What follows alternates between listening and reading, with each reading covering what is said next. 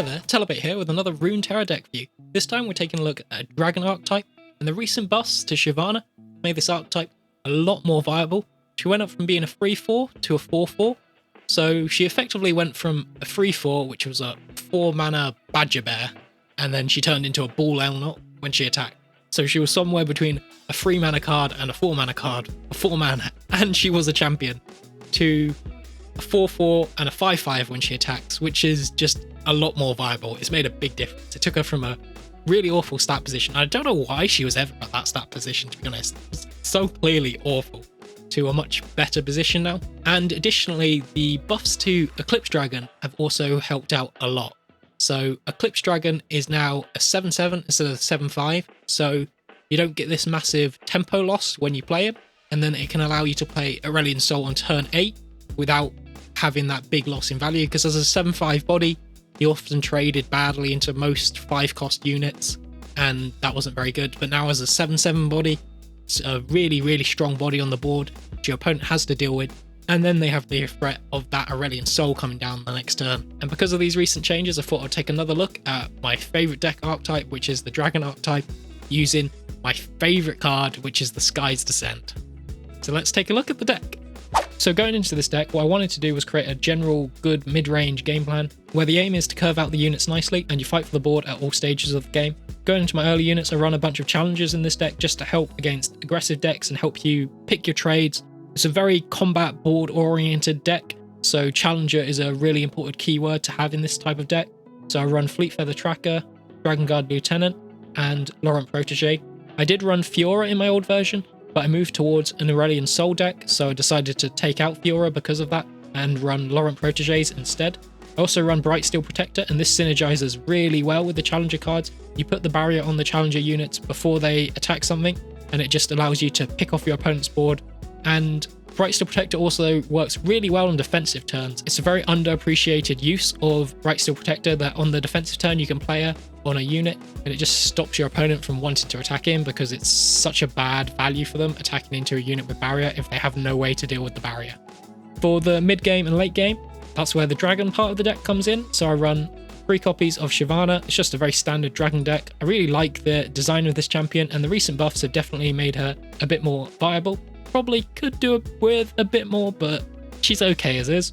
I also run 2 copies of Fuse Firebrand and 2 copies of Screeching Dragon. I like both these cards and would run 3 copies of both if I could, but then you just run too many 5-drops. And because Fuse Firebrand is really good into control matchups, the Spell Shield helps a lot in those matchups, and Screeching Dragon, the Challenger, helps a lot against aggressive matchups. These are both good into very different matchups, and I couldn't really decide which one I wanted, so I just decided to go with 2 copies of each. If you're against more aggro, you can run more Screeching Dragons. If you're against more control, you can run more Fuse Firebrand.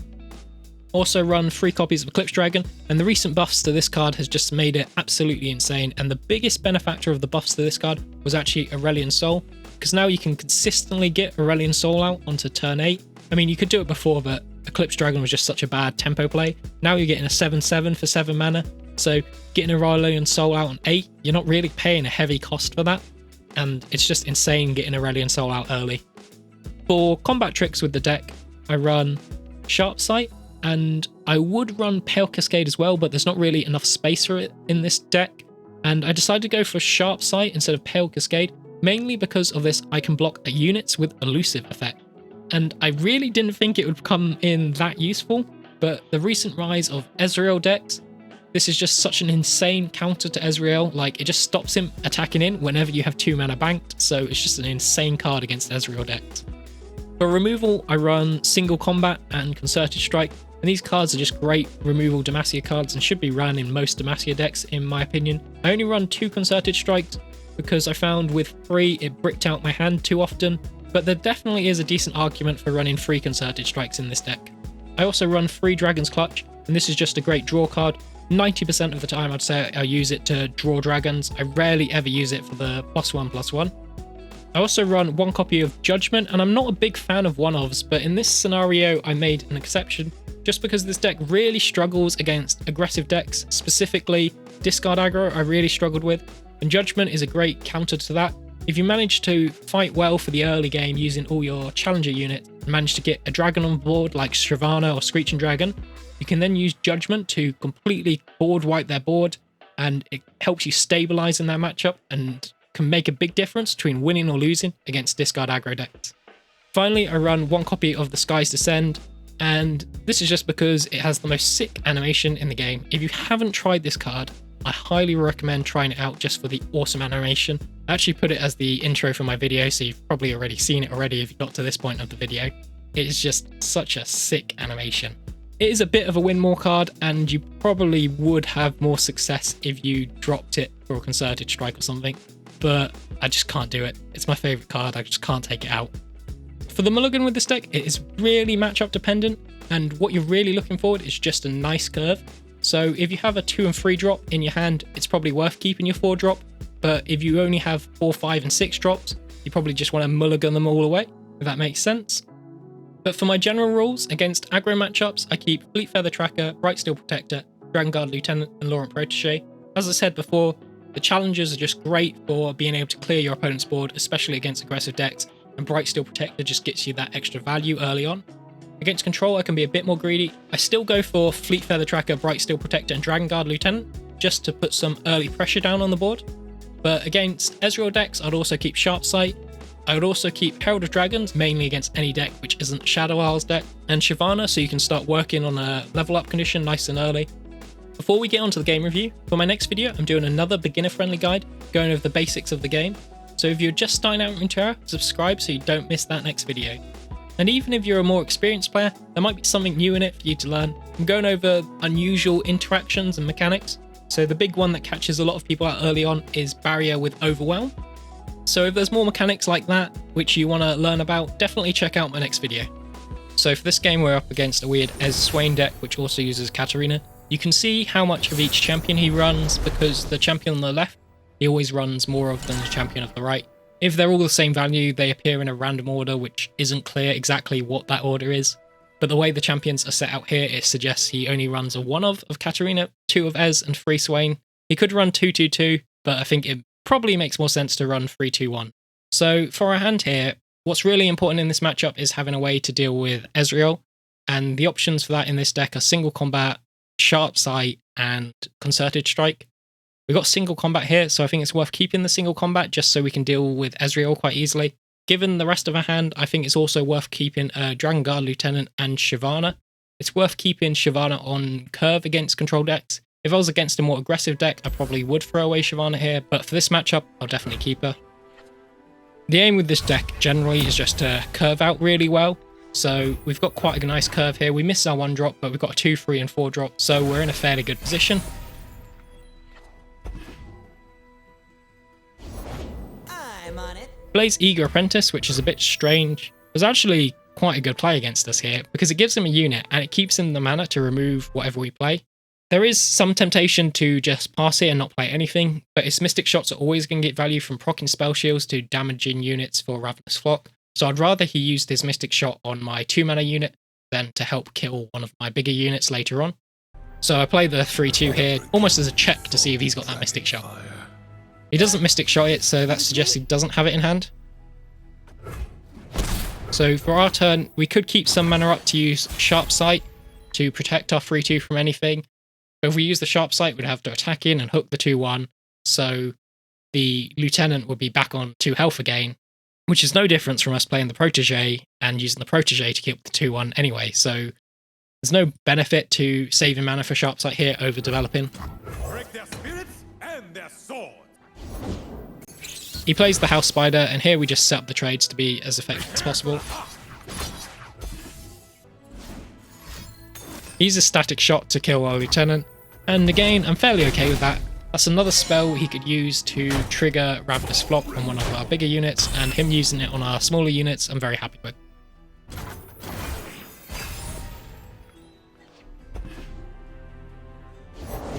Let the bloodshed begin. So he plays the Katarina here, and we need to be really careful about the Blade's Edge. Every time I go against Katarina, I forget that there's a Blade's Edge which he creates in hand.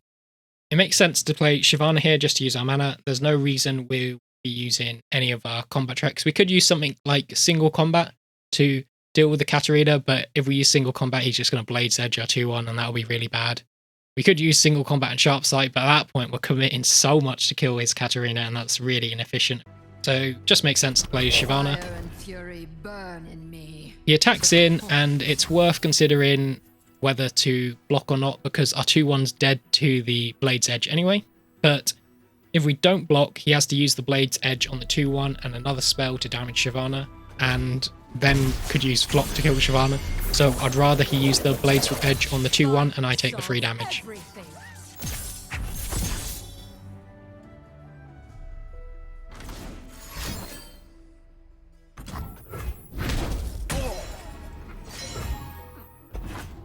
For 5 mana, the biggest unit he can develop is a Swain, and we're not too worried if he develops a Swain, because we can still tack in with our Shyvana and just use Sharp Sight if he tries to block with it. So it makes sense to develop the Laurent Protégé here, because we can just hook in the Eager Apprentice, and nothing he'll play will stop me attacking with Who Shyvana. does not know the name Laurent? So he plays the 4-3 here, and we just do everything to plan. If he goes for some removal, we always have Sharp Sight to rely upon. This does mean Shyvana takes damage and is vulnerable to Ravenous Flock, but it's important to note last turn, if I blocked with the 2-1 and he used Blade's Edge on the Shyvana, Shyvana would actually be dead now, putting us in a worse position. But because I forced him to use the Blade's Edge on the 2-1, we're actually in a stronger position here. So he plays Funsmith, and this is quite a scary card. In terms of what we can play here is not really a lot. Our hand isn't great. It makes sense just to play the Herald of Dragons here to use up some of our mana. The only spell it takes us out of mana range for is Judgment, which is not a spell we're likely to be using this turn anyway. He uses Ravenous Flock here, interestingly on the 2-2, which suggests he's actually worried about something like a Riposte on Shyvana and has a second Flock in hand. Because of this, the best play, I believe, is just to let this Flock go through, and then when he flocks the Shyvana, then we use single combat from Shyvana onto the Funsmith. I decided to use Concerted Strike here, and this is definitely a misplay. There we go, there's the Ravenous Flock coming in. So now we need to use single combat onto the Funsmith. And basically all this has done is just got absolutely no value from my Concerted Strike. We got decent value from other cards so far in this game, so we're not in the worst position ever here, but that was definitely a big misplay. We don't want to block his attack here just because being able to play Eclipse Dragon for cheaper is slightly better next turn. So we don't draw anything useful. The only play we can have is to play Eclipse Dragon here. So there's a consideration whether to attack him with the Eclipse Dragon here, because he could chump block it and then use Scorched Earth to kill it. If he does that, he's not saving his Scorched Earth for more important units like Aurelion Soul later on, so I'm fairly happy to attack in here and risk it dying to Scorched Earth. He plays Katarina down, and if we block with the 8-7, there's a risk of it dying to things like Ravenous Flock or Thermo Beam or Gotcha. There's just so many different spells you could have which could potentially kill the 8-7, and we're not at low enough health that I think we need to take these bad blocks yet. So for me, the best play here is to let this attack go through. There's also consideration of whether to block with the 1-1, but if we block with the 1-1, this means our Aurelion Soul is going to cost 8 mana next turn, so we'd only have 1 mana spare, which means we wouldn't be able to use Sharp Sight, and that could be really important to use if he plays something like an Ezreal next turn.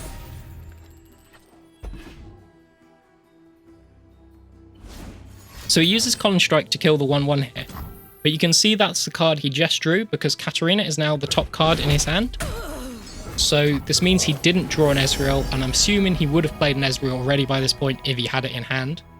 So we no longer need to keep enough mana up for Sharp Sight, therefore it's okay to play the Aurelion Soul here.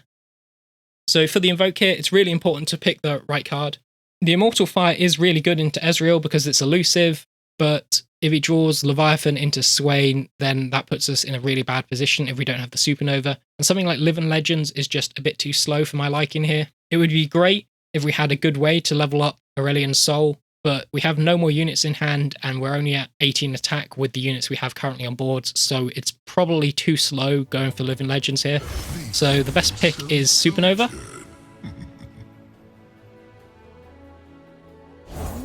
So he plays Katarina in again, and now we're getting to uncomfortably low health, so it makes sense to block here. The only question is to block with what? For me, blocking with the 8-3 makes sense here. It does mean it will die to things like Gotcha and Ravenous Flock, but if we block with Aurelion Soul, and he has a way to ping the Spell Shield, and then uses Scorched Earth on Aurelion Soul, that puts us in a really bad position. Because the way we'll win in this game at this point is the additional value Aurelion Soul is going to get us from generating us a Celestial card every turn. So here there's a consideration to play the Bright Steel Protector or not. If we play the Bright Steel Protector, it would leave us on 8 mana, so we could no longer Supernova. He could play something like Leviathan, and if he does, that would be something we definitely need to Supernova, so we can't play the Bright Steel Protector here. We could pass, but then he'd probably pass back, and we would want to get our attack off, so it makes sense to attack in here. So he plays the Katarina down, and it makes sense just to use the rest of our mana here, play Meteor Shower to kill the Katarina, and then Bright Steel Protector to bring us down to 3 mana, which we can bank into next turn.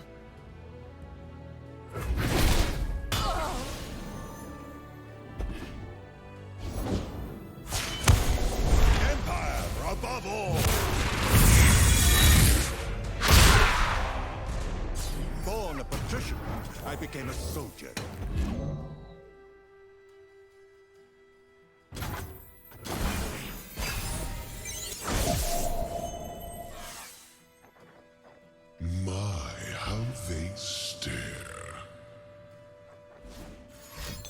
So he uses Static Shock and procs the Spell Shield, so I'm a little concerned he might have something to kill Aurelion Soul here.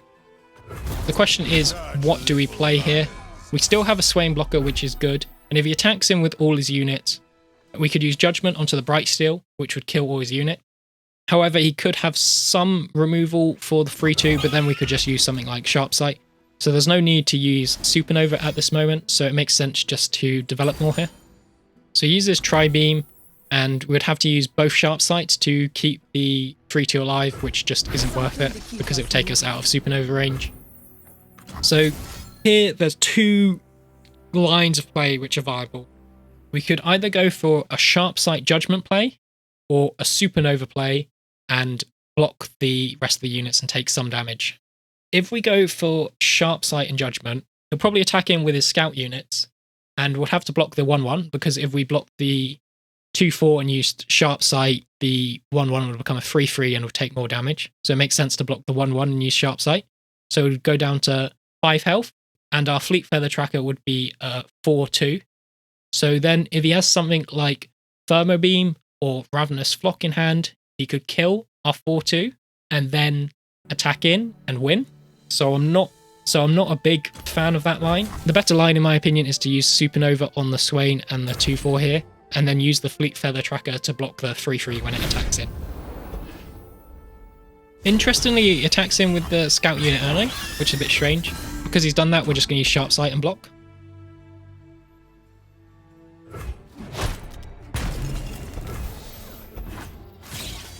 And he attacks in with the 2-2, and we'll block that as well, just to minimise how much damage we'll take at this point.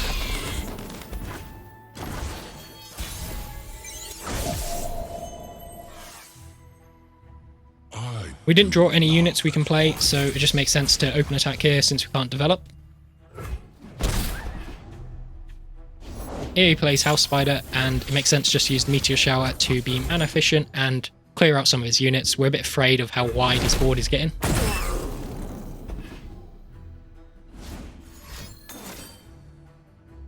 Uses Thermo Beam, and we've got the perfect counter to that, Sharp Sight. Keeps our Aurelion Soul live, so we can still use it to block next turn. We are a bit afraid of how low our health's getting.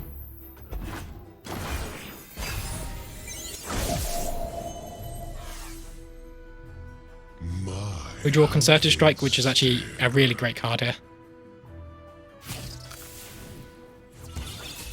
He plays Swain, and we've got 2 options, which is either play the Skies Descend or Judgment. The Skies Descend would leave our Aurelion Soul on 1 health, which you might top deck removal for something like Mystic Shot. So I prefer the Judgment play slightly, just because it guarantees the win next turn in more situations.